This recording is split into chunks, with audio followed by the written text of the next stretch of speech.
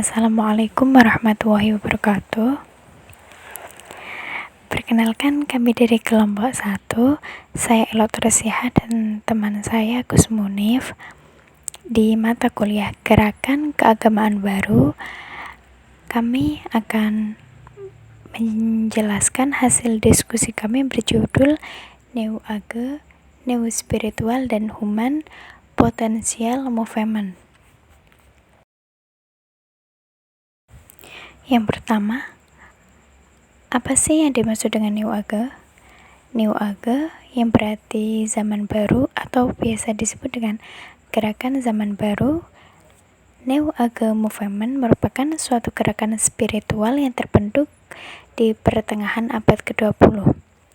Gerakan zaman baru ini merupakan gabungan dari spiritualitas timur dan barat serta tradisi-tradisi metafisika yang mengemukakan suatu filsafat yang berpusatkan kepada manusia.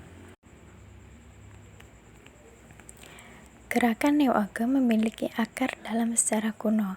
Meskipun kebangkitan Neo Age seperti yang kita kenal sekarang berlabuh di tahun 1860 sampai 1890 dalam pekerjaan Rusia kelahiran Madame Blavatsky Helena pada tahun 1831 sampai 1891.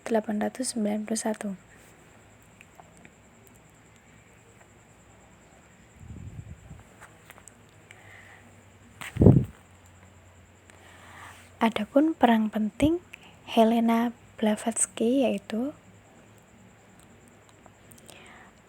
diilustrasikan dengan Madame Blavatsky.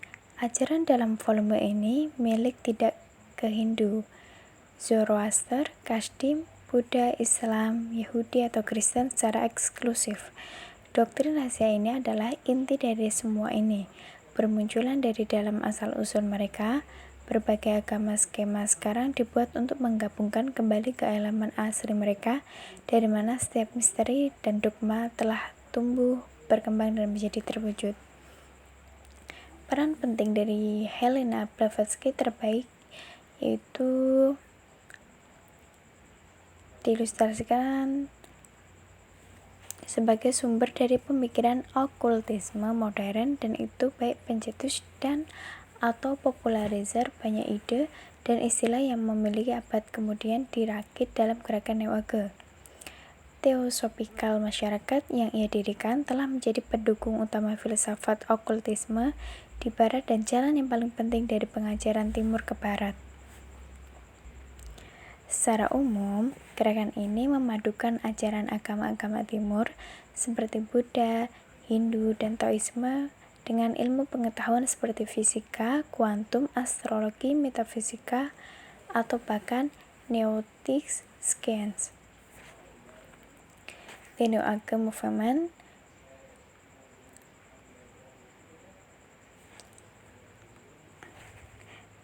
selanjutnya tantangan dan ancaman semakin ganas ketika umat menghadapi ancaman iblis, Dajjal, dan sistem Dajjal. Muncul pula agama-agama sepihan Neo Age Movement yang meracuni sisa-sisa iman kita. Ujian pada akhir zaman ini amatlah berat untuk dihadapi oleh golongan mukminin, apalagi para muslimin. Tidak kokoh imannya, huru-hara sosial dan kejahilan telah menggugat keharmonisan dan kesejahteraan kehidupan manusia. Neo Age Movement yang dimulai dari peradaban barat karena ketidakpuasan dalam mencari eksistensi Tuhan, karena kehidupan modern telah berkembang tidak hanya oleh bangsa barat yang mayoritas beragama Kristen dan Yahudi. Kini di sisa-sisa kehidupan dunia yang fana ini telah merebak ke dalam berbagai agama seperti Hindu, Buddha, sebagai contoh Reiki, dan Islam. Adapun Neo Age dalam lintasan sejarah. Dalam lintasan historis, tidak sebagaimana kebanyakan gerakan kemanusiaan dan spiritual selalu dapat diprediksi atau ditetapkan waktu pemunculannya. Tidak demikian dengan gerakan zaman baru. Tidak ditemukan secara pasti referensi yang absolut dan dipercayai menjadi acuan penetapan waktu lahirnya gerakan ini. Kebanyakan literatur hanya memprediksi dengan mengamati pergolakan-pergolakan yang terjadi, yang nampaknya menjadi kontras dari keyakinan agama atau spiritualitas mapan formal. Hal ini dikarenakan gerakan zaman baru sejauh ini tidak atau belum membentuk dirinya dalam sebuah institusi formal kemanusiaan atau keagamaan.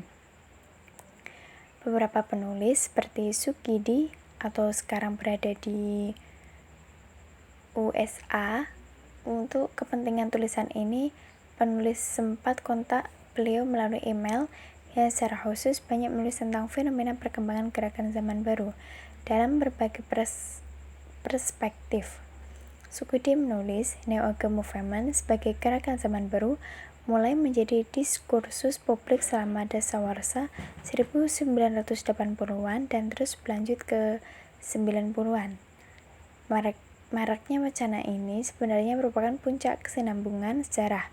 Dulu pada akhir dasawarsa 60-an dan memasuki awal 70-an sudah lahir benih baru Neo-Age yang secara populer diekspresikan dalam bentuk gerakan sadar diri. Dalam lintasan sejarah, gerakan ini telah muncul sebagai reaksi yang menentang gerakan kontra kebudayaan hippie tahun 60-an. Juga merupakan reaksi yang menentang filsafat dunia barat, yaitu sekularisme, karena agama telah menjadi sesuatu alat legalis terhadap keinginan manusia. Sikap teologi gerakan zaman baru. Gerakan zaman baru merupakan monisme yang percaya bahwa semua adalah satu, sehingga tidak ada pembedaan antara manusia, Allah, binatang, dan alam semesta. Pandangan ini sangat bertentangan dengan iman GBI yang percaya bahwa Allah adalah pencipta langit dan bumi. Allah adalah Tritunggal, yaitu Bapa, Anak, dan Roh Kudus. Allah tidak berawal dan tidak berakhir, Dia adalah Alfa dan Omega. Allah Tritunggal adalah pribadi yang dipuja dan disembah. Selain itu, Allah adalah roh, sementara manusia adalah ciptaan, bukan Allah. Manusia mengabdi kepada Allah dan menjadi kawan sekerja Allah untuk mengelola alam semesta. Gerakan zaman baru menganggap bahwa segala sesuatu adalah Allah. Pandangan ini sama dengan paham panteisme.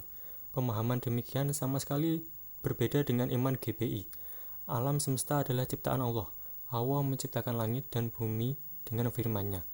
Manusia sendiri diambil dari tanah, kemudian Allah mengembuskan nafas kehidupan kepadanya. Namun ia bukan Allah. Seluruh ciptaan untuk menunjukkan kemahakuasaan Allah, namun ciptaan itu bukan maha kuasa seperti Allah. Gerakan zaman baru meyakini bahwa kemanusiaan adalah Allah. Manusia adalah Allah dari alam semesta. Pandangan ini bertentangan dengan doktrin GBI. B. Spiritualitas New Age Movement. Kebangkitan spiritualitas dan kesadaran baru gerakan zaman baru dipatrikan dalam sebuah komitmen spiritual. To change the world, we first had to change yourself. Komitmen demikian dilandaskan pada falsafah bahwa sikap seseorang dapat menciptakan dunia. Semua perubahan tergantung sepenuhnya kepada sikap orang-orang, entah terhadap kegembiraan, kebahagiaan, kesenangan, kesulitan, maupun kegagalan. Dunia berada di bawah pengaruh sikap manusia. Fenomena kegairahan spiritualitas gerakan zaman baru bertitik tolak dari kekesalan dan alergi terhadap agama-agama formal. Agama-agama formal dinilai cenderung eksklusif, dogmatis, dan sektarian. Gerakan zaman baru bangkit dengan gaya petualangan spiritual, lintas agama dengan menekankan sikap inklusif, pluralis, dan universal. Tuhan dicari dan ditemukan melalui beragam agama. Agama merupakan jalan menuju Tuhan yang satu itu. Dasar pemikiran filosofisnya ialah bahwa setiap agama memiliki hakikat yang sama terhadap substansi yang sama dalam agama-agama, meskipun terbungkus dalam tampilan yang berbeda. Terdapat satu Tuhan, tetapi banyak agama yang merupakan jalan-jalan menuju kepada Tuhan. Di dalam alam semesta ini terdapat ilustrasi-ilustrasi yang dapat memberikan gambaran kepada manusia Tuhan itu satu, namun terdapat keanekaragaman jalan untuk mengenal Tuhan. Seseorang dapat mengenal Tuhan dengan mengagumi seekor kucing, seekor burung yang indah, atau seekor binatang reptil. Keanekaragaman di alam semesta memberi inspirasi bahwa terdapat keanekaragaman jalan menuju kepada Tuhan. Suatu agama tidak dapat mengeklaim dirinya yang absolut, benar membawa manusia kepada Tuhan. C. Human Potential Movement. Human Potential Movement atau gerakan potensial manusia merupakan salah satu komponen utama dari New Age Movement. Filosofi ini dikembangkan dengan dasar pemikiran psikologi humanistik, terutama apa yang dikenal dengan analisis transaksional atau I am okay, you are okay. Carl Rogers merupakan pelopor utama dengan penekanan pada kebaikan dan potensi manusia. Sebenarnya, pendiri utama dari analisa transaksional ialah Eric Berne. Pada awal penelitian, perkembangan analisa transaksional, Berne melihat bahwa kalau orang di sekitar seseorang diamati, mereka selalu berubah, yang mencakup perubahan menyeluruh. Terjadi perubahan yang serentak pada ekspresi wajah, kata-kata, gerak, sikap badan, dan fungsi tubuh. Orang-orang yang berubah tersebut masih tetap sama dilihat dari segi struktur tulang kulit serta pakaiannya. Pengamatan yang terus-menerus oleh Berne atas perilaku manusia telah mendukung analisa Berne bahwa di dalam diri manusia terdapat 3 bagian kepribadian yang dimiliki manusia. 3 bagian tersebut dikenal sebagai bagian orang tua, bagian kanak-kanak, dan bagian dewasa. Filosofi gerakan zaman atau gerakan potensi manusia sangat menarik untuk dicermati karena sangat erat dengan filosofi dari humanis. Sekalipun humanisme tidak menempatkan manusia setara dengan Allah, namun telah memberikan pemikiran dasar dari perspektif psikologi bahwa manusia dengan segala eksistensinya sesungguhnya adalah ukuran terhadap segala sesuatu termasuk standar norma moral. Gerakan zaman baru mengeklaim bahwa manusia adalah sempurna, dan bukan hanya sempurna tetapi ilahi.